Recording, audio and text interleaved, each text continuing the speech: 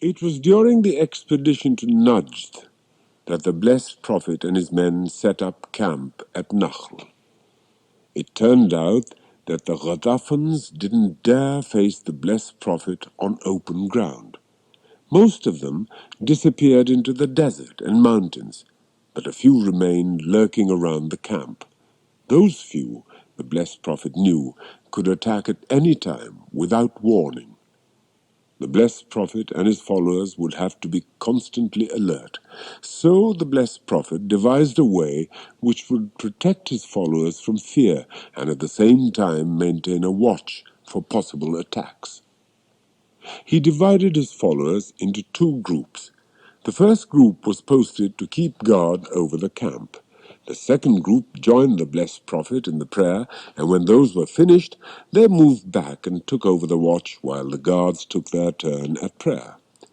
To the Ghatafans, in hiding around the camp, it must have been a formidable sight.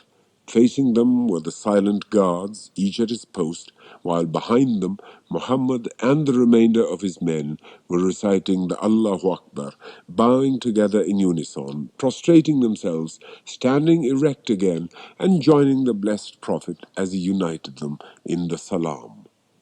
Never before had an army been seen to perform the prayer and stand guard all at the same time and in rotation. After the prayers, the effort of the long journey from Medina to Najd began to take its toll on the followers. A few stood guard, while the remainder found rest and shelter under the shrubs and trees. The blessed Prophet, too, found a shady spot under a tree for a brief nap. Now this is just what Ghorath of the Ghatafan tribe had been waiting for. The day before he had been boasting to his people that Ghorath, son of Harith, was no coward. "Why are you all so afraid of Muhammad?" he ranted. "Kill him, and you'll have no more trouble. I'll do it myself. It's an easy thing to be rid of one man." The people gathered around, encouraging him and questioning him eagerly. "That is the best way," they agreed. "We'll be rid of that pest. Now tell us, how do you propose to do it?"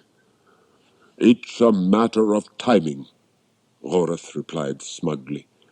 "I'll take him by surprise," he said as he walked off. The day was sweltering hot. Ghorath approached the Muslim camp silently like a cat and peered through a clump of shrubs. To his far left stood two guards with their backs to him. Four more were stretched under trees, breathing heavily. The others were scattered about at some distance. Well, what incredible luck!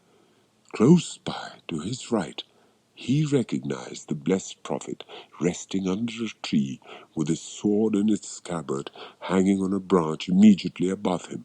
Ghorath was armed. But what a famous man he would be if he killed the blessed Prophet with his own sword. He crept noiselessly to the tree where the blessed Prophet lay resting. Carefully he raised himself, reached up, and slipped the sword from its scabbard, and with both hands brandished it above the blessed Prophet's head. At that very instant the blessed Prophet's eyes opened and gazed into Ghorath's. Ghorath wanted to bring the sword down, but he became completely confused by the calm look in the eyes of the blessed Prophet. "Aren't you afraid of me, Muhammad?" "No, why should I be?" answered the blessed Prophet calmly.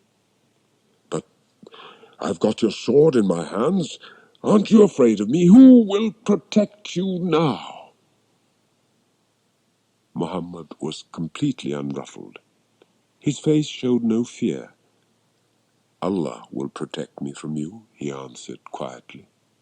"Who?" exclaimed Ghorath, not believing his ears. "Allah," said the calm voice of the blessed Prophet. Ghorath found himself unable to strike the blow. His arm lowered, and the sword fell from his hand. The blessed Prophet reached out and took it.